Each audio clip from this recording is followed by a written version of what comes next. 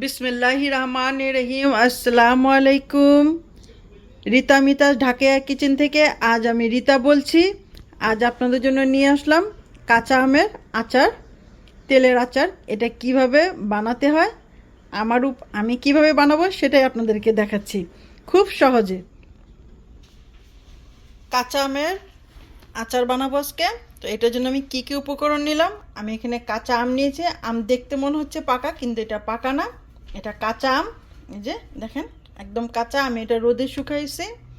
আর আমি এই তেলের আচারের জন্য নিলাম এখানে রসুন বাটা, গার্লিক পেস্ট নিয়েছি 1 কাপ।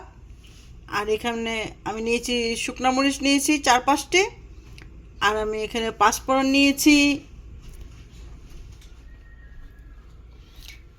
আমি এখানে 4-5টা লাল মরিচ নিয়েছি। আর এখানে 1 টিস্পুন পাঁচফোড়ন নিয়েছি। এটাকে আমি পাউডার করে আদা আদা করে ভেঙে ভেঙে পাউডারটা দিব। আর এখানে আমি ব্রাউন সুগার নিয়েছি 1 টিস্পুন, আর লবণ পরিমাণ মতো। এখানে আমি চিলি ফ্লেক্স নিয়েছি, টার্মিক পাউডার নিয়েছি 1 টিস্পুন, আর চিলি পাউডারটা আমি নিয়েছি 1/2 টিস্পুন। রেড চিলি পাউডার নিয়েছি 1 টিস্পুন, আর পাঁচফোড়ন নিয়েছি আমি 1 টিস্পুন। আমি এখানে মাস্টার্ড সিড, এটাকে আমি ভালো করে পেস্ট করে বেটে নিয়েছি, এটা 1 টিস্পুন আমি এখানে নিয়েছি। এখন আমি চুলাতে যাচ্ছি, প্যানটা গরম করতে দিয়েছি। আর এখানে আমি নিয়েছি ভিনেগার। আচারের মধ্যে মাস্ট বি ভিনেগারটা দিতে হবে। আর আমি এখানে মাস্টার্ড অয়েলটা নিয়েছি। আমি পাঁচফোড়ন আর শুকনো মরিচটা একটু টেলে নিচ্ছি হালকা করে। ঠিক আছে, একটু হালকা করে আমি এটাকে টেলে নিব। এটাকে আমি অর্ধেক অর্ধেক ভাঙা ভাঙা করে আচারটার ভিতরে, অনেক সহজ উপায়ে এই আচারটা আপনারাও বাসায় অবশ্যই করে দেখবেন, আশা করি ভালো লাগবে। দেখেন আমি কিভাবে করছি। ভিতরে খুব সুন্দর একটা গ্রান চলে আসছে। এখন আমি এটাকে নামিয়ে ফেলবো। এটাকে অর্ধেক অর্ধেক করে আমি ভেঙে নিব। আমি এখন এখানে সেই একই প্যানের ভিতরে, গরম প্যানটার ভিতরে আমি 2 কাপ মাস্টার্ড অয়েল দিয়ে দিলাম। ঠিক আছে, আমার এখানে 2 কাপ আছে, আমি 2 কাপ দিয়ে দিলাম মাস্টার্ড অয়েল। এই যে আমি পাঁচফোড়নটা দিয়ে দিলাম, এই যে আমি গার্লিক পেস্টটাও দিয়ে দিলাম।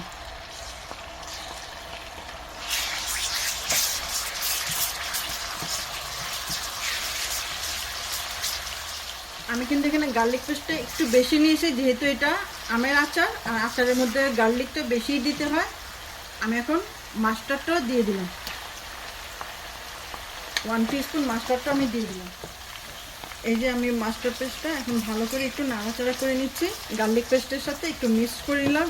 এই মুহূর্তেও আমি আমার টার্মিক পাউডার আর চিলি পাউডার আর চিলি ফ্লেক্স সবগুলো একসাথে আমি দিয়ে দিলাম।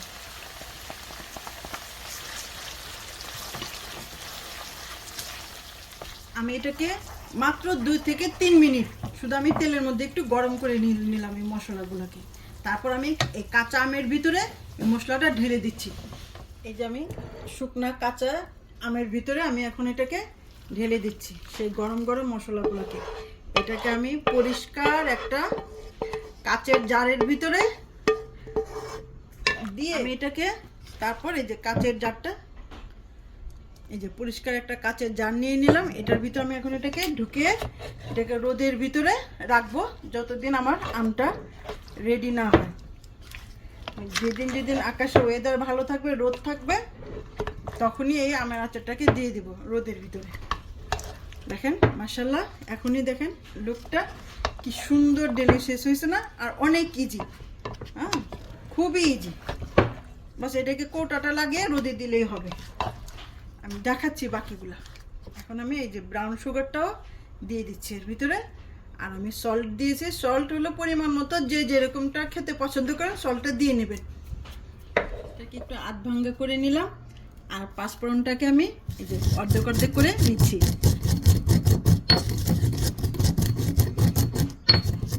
এত সুন্দর একটা গ্রান বের হয়েছে, কি বলবো আপনাদেরকে, বলে বোঝাতে পারছি না। এত সুন্দর মনে হচ্ছে না আমার আচারটা এখনই রেডি হয়ে গেছে। দেখে মনে হচ্ছে যে এখনই খাওয়া যাবে, কিন্তু এটাকে রোদে ভালো করে শুকাতে হবে, ভালো করে এটাকে শুকাতে হবে। আমার লবণ মনে হয় আরেকটু লাগবে, আমি আরেকটু লবণ দিয়ে দিই। আমি সল্টটা দিয়ে দিলাম। এখন আমি বিসমিল্লাহ করে পরিষ্কার জারটার ভিতরে আমি এখন এটাকে ঢুকিয়ে দেবো। বিসমিল্লাহ, এই যে আমি ভরে ফেলছি।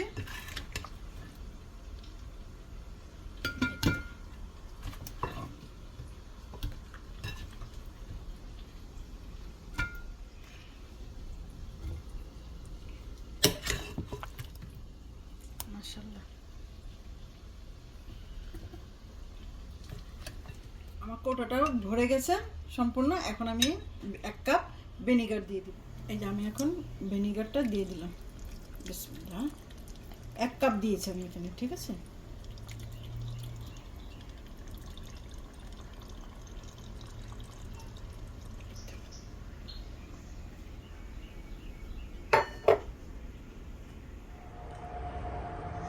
আচারটাকে আমি খুলে দেখাচ্ছি। মাশাআল্লাহ, আমি এখন বেড়ে আপনাদেরকে দেখাচ্ছি। আমার আমের আচার একদম দেখেন রেডি হয়ে গেছে। মাশাআল্লাহ, লুকটা দেখেন, খুব সুন্দর হয়েছে। একদম দেখেন, একদম গলে গেছে।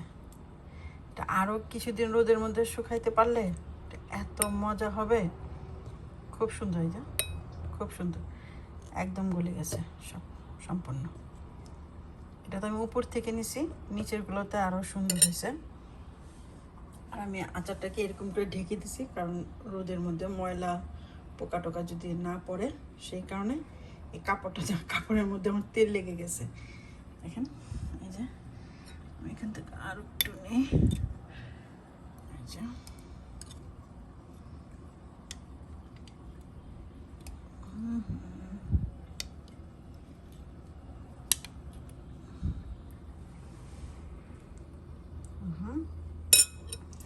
এটা সব কিছু দিয়ে খাওয়া যাবে।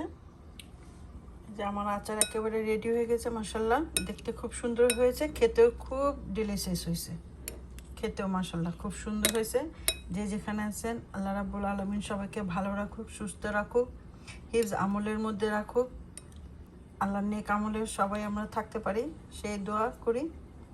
আমাদের জন্য দোয়া করবেন। দোয়ার মধ্যে সবাই সবার দোয়াতে যাতে থাকি। রিতামিতা ঢাকা কিচেনকে লাইক করবেন, শেয়ার করবেন, সাবস্ক্রাইব করবেন। আজকের মতো এখানে বিদায় নিচ্ছি। আল্লাহ হাফেজ।